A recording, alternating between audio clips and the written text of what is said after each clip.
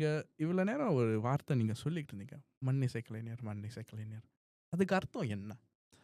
பொதுவா நம்ப கலைகள வந்து நாட்டுப்புற கலைகள், இல்லன்னா வந்து கிராமிய கலைகள் அப்படின்னு தான் வேறுபடுத்தி கூறுறாங்க தமிழ்நாட்ல. ம். மத்த நாடுகள்லலாம் பார்த்தீங்கன்னா, மரபு கலையில, நம்ம பாரம்பரிய கலை அந்த மாரியான வார்த்தைகள, தமிழ் வார்த்தைகள சரியா பயன்படுத்துறாங்க. அ ம்ஹ்ம். இந்த நாட்டுப்புற கலை, கிராமிய கலை அப்படிங்கிற பேர்லயே கொஞ்சம் எனக்கு முரண் இருந்ததுனால, நான் மன்னிசை கலைன்னு பயன்படுத்த ஆரம்பிச்சுட்டேன். உதாரணத்துக்கு நாட்டு, புறம், நாட்டு, புறம், புறம்னா வெளிலன்னு அர்த்தம். கரெக்ட். ஸோ அது வேண்டாம். அ இந்த கலை வந்து எல்லா இடங்கள்லயும் பரவி இருந்தது. ஸோ மண் எங்கெல்லாம் இருந்துச்சோ, அங்க எல்லாருமே இத ரசிக்கக்கூடியதா இருந்தாங்க.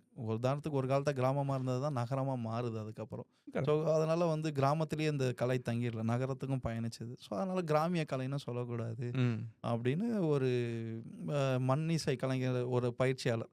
அவர் பேரு கலைநிலவன் என்கிற ராம்ஜி. ஸோ அவரு வந்து இது ஒரு டிஸ்கஷனா, ஒரு டிபேட்டா இது பண்ணும்போது, இது எனக்கு ஒரு புரிதல் ஏற்பட்டுச்சு. ஓ! இந்த மாரி ஒரு வார்த்தைகள்ல கூட ஏன்னா தமிழ் மொழியில இல்லாத வார்த்தைகளே கிடையாது. அதான், அதான். ஒவ்வொன்னுத்துக்கும் அவ்வளோ அர்த்தம், பொருள் உடையதா இருக்கும்போது, நம்ம ஏன் ஃபோக்லோருங்கிறத அப்படியே தூக்கி ட்ரான்ஸ்ஃபர் பண்ணி நாட்டுப்புறவியல், நாட்டுப்புறம் பண்ணணும் அப்படின்னு தோன்றதோட விளைவா தான் மண்ணிசை கலை அப்படின்னு நம்ம இத ப்ரமோட் பண்ணிக்கிட்டே இருக்கோம்.